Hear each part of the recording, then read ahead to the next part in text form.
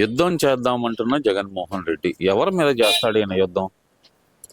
ఆంధ్రప్రదేశ్ ప్రజానికి నమస్కారం. యుద్ధం ఎవరి మీద చేస్తారో ఇక పాకిస్తాన్ బోర్డర్లో చేయాల్సింది. ఇక్కడ ఆంధ్రప్రదేశ్ చేయడానికి ఏం లేదు. ప్రజలందరూ ప్రశాంతంగా ఉన్నారు. ప్రభుత్వం కూటమి ప్రభుత్వం ఆనందమైనటువంటి పరిపాలన అందిస్తూ ఉంది. ప్రజారంజక పరిపాలన చేస్తూ ఉంది, మామూలు పరిపాలన కాదు. వాళ్ళ అరాచకాలు లేవు. ఇక్కడ వాళ్ళ ఏమన్నా టెర్రరిస్టులు ఏమి లేరు, వాళ్ళ ఏమైనా దొంగలు లేరు, వాళ్ళ దోపిడీ లేరు. వాళ్ళ పార్టీలో లాగా అంత ప్రశాంతంగా జరిగిపోతూ ఉంది. నువ్వు యుద్ధం చేయాలనుకుంటే, నీ కోరిక తీర్చాలనుకుంటే మిలిటరీలో చేసుకొని పోయి పాకిస్తాన్ బంగ్లాదేశ్ సరిహద్దులో మీ పార్టీ వాళ్ళు చెబుతుంటారు ఇక మా జగన్ అన్న పులి అనక తోక పట్టుకున్న పిల్లి అని ఏదో చెప్తూ ఉంటారు. ఇక ఆడ పోయి నీ ప్రతాపం చూపి సందర్భం తెలియజేస్తాం. యుద్ధాల కూడా ఎందుకు వస్తుంది ప్రజాస్వామ్యంలో?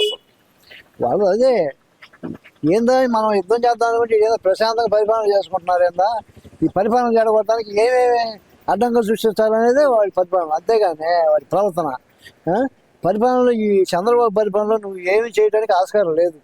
ఎంతో ప్రశాంతంగా ప్రజారంజకమైన పరిపాలన. ప్రతి ఒక్క నాయకుడు, ఆంధ్ర ప్రతి ఒక్క ప్రజలు కూడా ఎంతో ఆనందంగా ఉన్నారు. రంజింప చేస్తున్నారు ప్రజల పరిపాలనతోటి. మీ అలా మోసం చేయలేదు, మీ అలా దోపిడీలు దోచుకోలేదు, మీ అలా అన్యాయంగా అక్రమంగా దోచుకోలేదు, దొరికిన కొండలు దోచుకోలేదు, అడవులు దోచుకోలేదు మీలాగా. మీరు నిక్కర స్కాములు చేసి దోచుకోలేదు మీలాగా, ఇసుకలతో దోచుకోలేదు. మీరు చేసినటువంటి ఇలాంటి దౌర్జన్య పని ఏం చేయాలి? ప్రజలకి న్యాయం చేయలేదు. ఒక్క కాన్ఫిడెన్స్ తోటి ప్రభుత్వం పరిపాలన చేస్తూ ఉంది. ప్రజలకు సక్రమంగా అందుతూ ఉండి ఈ ప్రజలందరూ ఆనందంగా ఉన్నారు. మీరు యుద్ధం చేద్దాం, గోల్ చేద్దాం అంటే తుక్కు రేగొట్టడానికి ఆంధ్ర ప్రజలు, పోలీస్ డిపార్ట్మెంట్ సిద్ధంగా ఉందని చెప్పి సందర్భంగా తెలియజేస్తాం. ఇప్పుడు జగన్మోహన్ రెడ్డి గారు స్థానిక సంస్థల్లో అక్రమాలు చేయడానికి చంద్రబాబు నాయుడు గారు సిద్ధంగా ఉన్నారని చెప్పి వాళ్ళ కార్యకర్తలని ఎగదోయటాన్ని ఎలా చూడాలంటారు? నిజంగానే చంద్రబాబు నాయుడు గారు అరాచకాలు సృష్టిస్తారా పరిస్థితి ఉందంటారా ప్రజెంట్? చంద్రబాబు నాయుడు గారు అరాచకాలు సృష్టించాల్సిన అవసరం లేదు. అరాచకాలు సృష్టించాల్సినటువంటి అవసరం జగన్కే తప్ప చంద్రబాబుకి లేదు. ఇక ఏ పార్టీకి కూడా లేదు ఆంధ్రప్రదేశ్లో. ఈ చంద్రబాబు గారు చేయాల్సింది ఏంటంటే ప్రజలకి ఆనందమైనటువంటి పనులు చేయడానికి సిద్ధంగా ఉంటారు తప్ప వాళ్ళ అరాచకాలు చేసే ఆలోచన చంద్రబాబు గారు కానీ వైసీపీ ఈ టీడీపీ కూటమి ప్రభుత్వానికి కానీ అసలు ఆలోచనలు లేవు. మీకు ఆలోచనలు ఉంటే మిమ్మల్ని పోలీసులు చుక్కు లేకపోతే లోపల పోలీసులు సిద్ధంగా ఉన్నారు. మిమ్మల్ని ఓటు ఎలక్షన్కి వస్తే ఎలక్షన్లు ఓడించి చిత్తుగా ఓడించి మీకు బుద్ధి చేయడానికి ప్రజలు సిద్ధంగా ఉన్నారని చెప్పి సందర్భంగా మరి ఎందుకు ఆయన వాళ్ళ కార్యకర్తలను ఎందుకు రెచ్చగొట్టే ప్రయత్నంలోనే ఉన్నారు అనుకోవచ్చు? అదే ఇది ప్రశాంతంగా పరిపాలన చేస్తారు, ఏదో ఒకటి అనవసరం సృష్టిస్తారా, గోల పెట్టారా అని అసలు ఆలోచన. ఇవన్నీ కూడా ఇక్కడ చల్ల ఆంధ్రప్రదేశ్లో చంద్రబాబు నాయుడు గారి పరిపాలనలో చల్లవు. ఈ సందర్భంగా తెలుసుకొని మేలకుంటుంటే సేఫ్టీగా ఉంటుంది. బుర్రలో బుద్ధి గానం సరిగ్గా పని చేసుకుని మేలకుంటే మీ యొక్క బాడీలు సేఫ్టీగా ఉంటాయి, లేకపోతే బాడీలు చిత్తు అయిపోతాయని చెప్పి సందర్భంగా చెప్తాను. పదే పదే ఆయన ఒకటే మాట చెప్తున్నారు జగన్మోహన్ రెడ్డి గారు, రాష్ట్ర ప్రభుత్వం నాకు ప్రతిపక్ష హోదా ఇవ్వట్లేదు, నేను వస్తే గనక కూటమిని కడిగేస్తానని భయపడుతుంది అంటున్నారు కదా. ఏంటంటారు? నిజంగానే ప్రతిపక్ష హోదా ఇస్తే కనుక అసెంబ్లీకి ఆయన వస్తే కనుక భయపడుతుందంటారా కూటమి ప్రభుత్వం? ఈ గొట్టంగానే చూసి భయపడాల్సిన అవసరం కూటమి ప్రభుత్వానికి ఏం లేదు. వాడు 20 సీట్లతోటి చంద్రబాబు నాయుడు గారు గడగడలాడితే భయం పుట్టి ఇంట్లో లేనిపోయిన సొంత మాటలు మాట్లాడి లేనిపోయిన అబండాలు వేసి రకరకాల వాళ్ళు మాట్లాడారు కానీ భయపడి చంద్రబాబు గారికి కానీ కూటమి ప్రభుత్వానికి కానీ అసలు ఒకళ్ళని చూసి భయపడలేదు.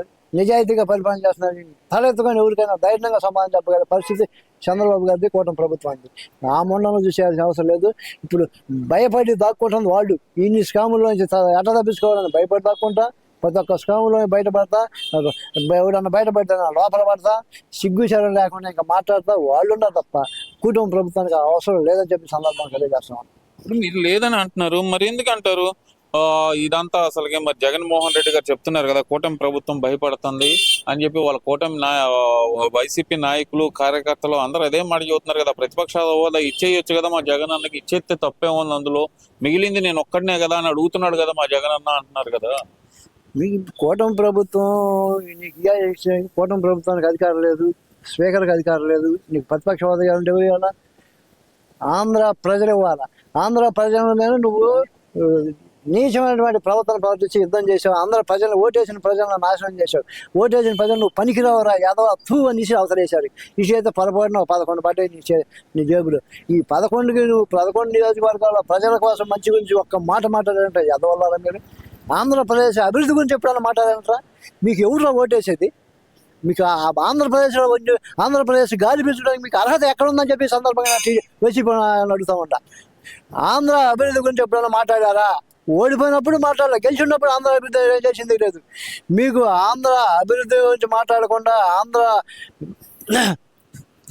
అగ్రస్థానంలో నిలబడే విధంగా సలహా ఇవ్వడం మీకు లేకుండా ఇట్లా మాట్లాడుతున్నారంటే మిమ్మల్ని సిగ్గొచ్చే విధంగా తుక్కుగా ఒక్కొక్కడు దొరికినట్టు తన్నించుకునే పని తప్ప గౌరవమైన మాట్లాడని చెప్పి సందర్భంగా చేస్తాం. ఎందుకంటారు మరి వాళ్ళు రెచ్చగొట్టే వ్యాఖ్యలు చేసి కార్యకర్తలను రెచ్చగొట్టే వ్యాఖ్యలు ఎందుకు చేస్తున్నారు అనుకోవచ్చు అంటారు? మేము అభివృద్ధి అప్పుడే చేశాము, ఇప్పుడు చంద్రబాబు వచ్చి అదంతా నాశనం చేస్తున్నారు అనే మాటలే జగన్మోహన్ రెడ్డి గారు చెప్తున్నారు కదా. మరి వాళ్ళు చేసిన అభివృద్ధి చూసి తట్టుకోలేక ఇసిరేసింది. మాకు వద్దయ్యా మీరు.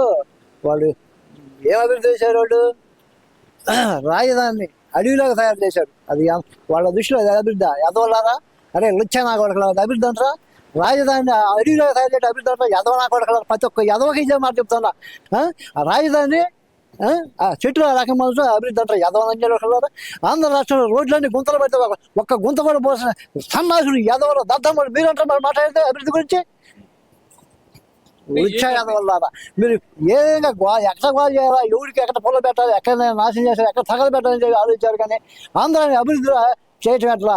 ఆంధ్రాని అభివృద్ధి ఎక్కడ ఏం చేసే అభివృద్ధి అనేది ఆంధ్ర అగ్రస్థానంలో ఎట్లా పెట్టారు? ఒక్క ఆలోచన కూటమి అధికారంలో మీ ప్రభుత్వం ఉన్నప్పుడు మా ఆలోచించలేదు.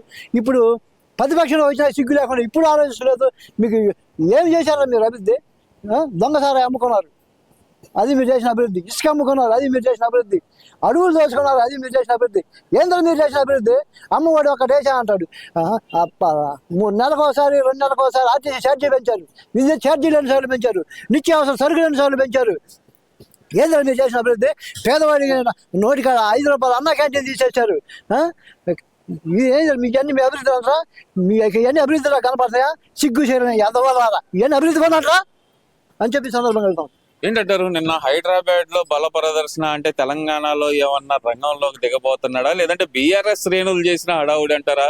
మాకెవరితో పొత్తు లేదు, మాకెవరితో స్నేహం లేదనే జగన్మోహన్ రెడ్డి గారు నిన్నంతా బీఆర్ఎస్ నాయకులతోటి కటౌట్లు ఫోటోలు ఏంటంటారు? ఇదంతా హైదరాబాద్ లో తెలంగాణలో అడుగు పెడుతున్నాడు అనుకోవాలంటారా? ఏది ఇక్కడ ఎటు కూడా ఏం మాట్లాడడానికి ఏం లేదు. ఆడేమన్నా ఛాన్స్ వచ్చిందని చూస్తున్నారు. ఇవన్నీ మన ఆంధ్రాలోగా తెలంగాణ భారతదేశం భారతీయులు మొత్తం చూసి ఉన్నారు. అక్కడ కూడా ఒక తన్ను తంతే పోయి ఆయన పడతాడు అంతే తప్ప ఎక్కడ కూడా అతను చేసి మాట్లాడే మాట కానీ చేసే పనులకు సకలంగా ఉంటే ఎవడన్నా ఆలోచిస్తారే కదా మంచిగా ఆలోచించాడు అని. అది ఎక్కడుంది? అభివృద్ధి చేశారని చెప్తున్నారు. టైంలో ఏమి అభివృద్ధి చేశారు చెప్పండి ఫలాన్ని. ఎన్ని కంపెనీలు తరివేశారు? బాగా ఆంధ్రాకి వస్తున్న కంపెనీలన్నీ తరివేశారా? కేసీఆర్ గారితో పొత్తు అయ్యి కేసీఆర్ గారు అభిమానంతో అభిమానంతో పాత అభిమానంతో వాడు ఇక్కడ మన ఆంధ్ర రాష్ట్రం అభివృద్ధి కాకపోతే అక్కడ హైదరాబాద్ బాగా డెవలప్ అయితే ఆదా పెరుగుతుందని చెప్పి కేసీఆర్ కుట్రతో సలహాలు ఇస్తే ఆ యదవ సలహాలు యదవ పరిపాలన చేసి ఈ యదవ సలహాలు యదవ నాటకాలు ఆడి యదవ మాటలు మాట్లాడి లుచ్చానా కూడా రాష్ట్రం నాశనం చేసి ఇంకా మన పైపెట్టి మాట్లాడతా. ఈ వీడియో నచ్చితే లైక్ చేయండి. అలాగే మా ఛానల్ ని ఫస్ట్ టైం కనుక చూస్తున్నట్టయితే ఇప్పుడే సబ్స్క్రైబ్ చేసుకుని పక్కనే ఉన్న గంట సింబల్ ని యాక్టివేట్ చేసుకోండి. అప్పుడే మేము పెట్టే ప్రతి వీడియో మీకు నోటిఫికేషన్ గా వస్తుంది. అలాగే ఈ వీడియో పూర్తిగా చూసినందుకు ధన్యవాదాలు.